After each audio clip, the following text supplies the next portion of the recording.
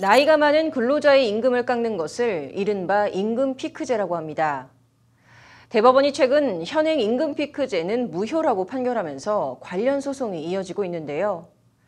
사법부가 임금 피크에서 벗어날 길을 열어놨지만 현장에선 여전히 갈 길이 멀다고 호소하고 있습니다. 어떤 얘기인지 이혜연 기자가 듣고 왔습니다. 수년째 이어지고 있는 근로자들의 시위. 이들이 외치는 건 임금 피크제 폐지입니다. 임금 피크제, 나이가 많은 근로자의 임금을 줄이는 대신 정년을 보장하거나 연장하고자 도입됐지만 현실은 아니라고 합니다. 정년도 못 채우고 퇴직하는 근로자가 수두룩하단 겁니다. 30년 세월 회사에 못 바쳤던 심상균 씨. 하지만 회사는 그를 외면했다고 합니다.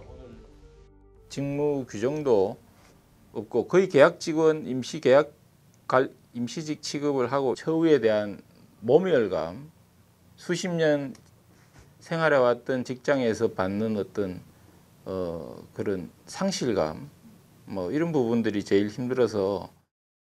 정부는 6년 전 근로자 정년을 60세로 올렸습니다. 기대 수명이 늘면서 부양할 부모와 키워야 할 자식이 있는 50대 가장을 위한 사회적 합의였습니다. 하지만 일부 기업은 노사 합의 없이 사측에 유리한 방향을 강제했고 부당한 처우는 계속됐다고 합니다. 구체적 합의를 이끌어야 할 교섭대표 노조조차 미지근했고 직접 복수 노조를 만들어야만 했습니다. 정년 연장에 맞춰서 새로운 제도를 합의해야 되는 이런 노력을 저는 안 하는 걸 보고 이제 우리가 직접 해야 되겠다. 교섭권이 없으니까 결국은 밖으로 뛰어나가서 소송을 통해서 지난 5월 대법원은 처음으로 임금 피크제 무효 판결을 내렸습니다.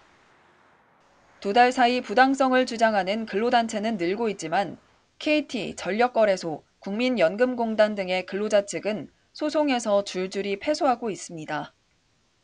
대법원이 판결 당시 모든 임금 피크제가 무효인 것은 아니라는 부연을 달았기 때문입니다.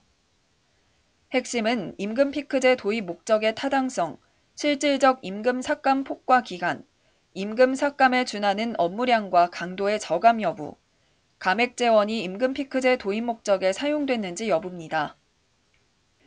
일부 로펌은 법정 다툼에 대비해 임금 피크제 태스크포스를 꾸렸습니다. 정상태 변호사는 근로자 패소 이유를 정년 유지형과 정년 연장형의 차이 때문이라고 설명합니다. 최근에 이제 하급심에서 2개의 이제 판결이 있었는데 두 건 모두 다 사용자가 이제 승소를 했습니다. 근로자가 패소를 한 거죠. 그 내용을 보면은 일단 정년 연장형의 경우에는 법원에서 좀 되게 임금 피크제의 도입의 합리적인 이유를 좀 되게 넓게 잘 인정을 하고 있는 듯한. 정년 유지형은 정년을 보장하면서 정년 연장형은 정년을 연장하면서 임금을 낮추는 방식입니다. 학계에선 임금 피크제 긍정적 효과를 찾아보기 어렵다는 의견이 나옵니다. 임금 피크제가 잘 유지가 운영이 될 수 있는 그런 방안은 무엇일까에 대한 그런 논의들이 많이 이루어졌고 근로자들의 복지 차원에서 긍정적인 효과를 가져왔다라고 하는 연구는 사실은 좀 찾아보기가 많이 힘들어요.